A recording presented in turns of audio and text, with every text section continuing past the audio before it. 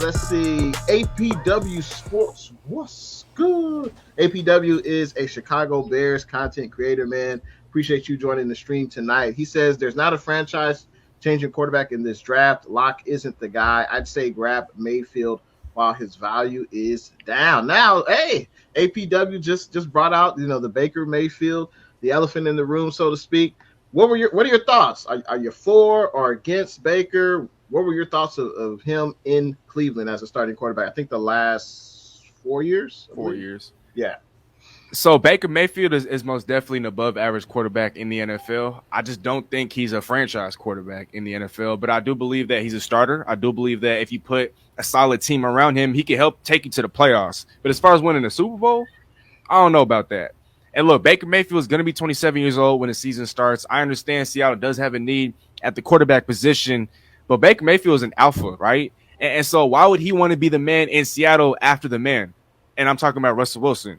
And my good friend Brian Apker, who used to work for the KJR over here in Seattle, one of the sports stations over here, that's what he said. And so I'm going to attribute that to him. I'm going to give him the credit. He's the one who said that. And I thought that was a great point. Why would a Baker Mayfield come in and want to be the man after the man? I just don't think that that's what he wants to do. And in Cleveland, right, when he took that team to the playoffs, when they beat the Steelers a couple years ago, look at the roster that he had. He had the coach of the year. He had the best offensive line of football. He had the best running back duo in football. He had OBJ and Jarvis. He had Myles Garrett and Denzel Ward on defense.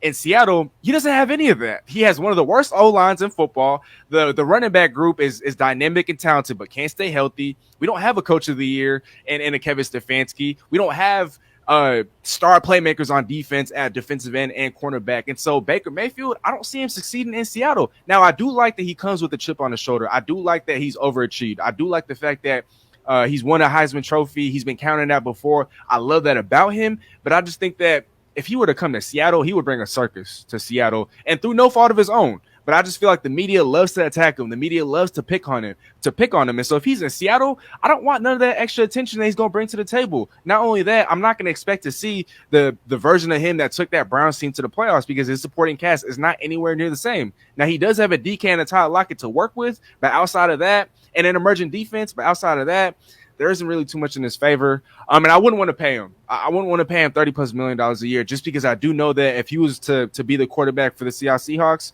the team's ceiling is limited. I don't see Super Bowls in the near future.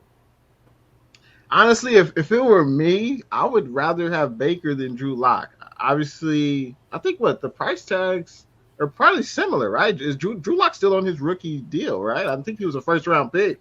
So I think he wasn't. So the thing is, this is a thing that I forgot to point out, but Baker Mayfield is guaranteed $19 million this year, no matter what. Drew Lock is making, I think, under $1 million. Really? Right, because he was a second-round pick, and so he's not making that much money. And with the Baker Mayfield, right now, Seattle doesn't have that much cap space. The last time I checked, Seattle only has $16 million in cap space. And so Seattle, the only scenario, the only situation where I'm in favor of Seattle bringing in a Baker Mayfield is if Cleveland is willing to eat up at least half of that salary, or if Cleveland is willing to give us like a third or a fourth round pick for taking on his contract. No, that's a good point. Another scenario could be if the Seahawks trade for Baker and then they sign Baker to like a 1-year extension. So it's kind of like, hey, you ball out with us this year, we can rip up that contract. It'll also lessen his salary cap this year if they sign him to like a 1-year extension.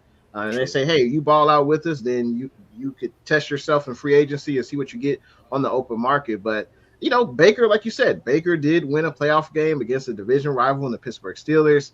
I don't want to sound like I'm a Baker Mayfield fan, but Baker Mayfield to Drew Lock, I think I would rather have Baker. And as you said, you might be able to convince Cleveland to eat some of Baker's salary. It could be, $5 million, $9 million, whatever. And also, Cleveland is desperate. They're desperate to get rid of Baker. They don't want Baker Mayfield. Honestly, I don't even think he would be invited to camp, to the locker room. You don't want Baker Mayfield in there when you got your future quarterback in Deshaun Watson. I don't think you want that. That's not good for the locker room. And I think, if anything, I don't think they would cut Baker, but I think they would trade him eventually to someone, whether could be Carolina, could be Seattle. But it'll be interesting to see how that plays out with Baker Mayfield in Cleveland.